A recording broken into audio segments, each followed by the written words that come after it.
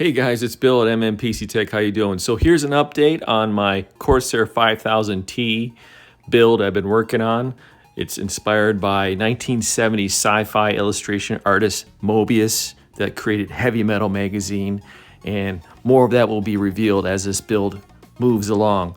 But in this video, I wanted to share how I did the circuitry design on the surfaces of the build, and I came up with the term cyberglyphics because it's kind of got a cyberpunk feel about it, and it's perfect for this build theme.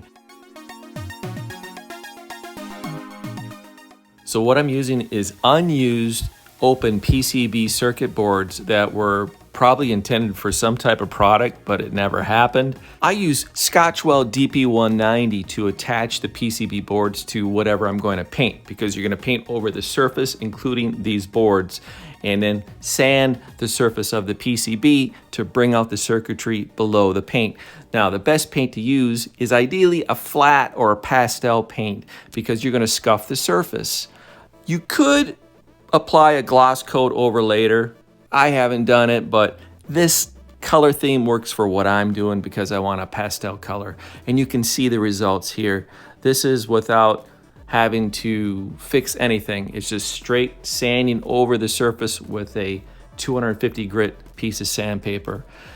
Now, I've got more to do. You can see there's the LCD shroud there, but I've got more of these sections of the build to paint and scuff to bring out those circuitry trails, and you can see kind of where my direction is I'm going.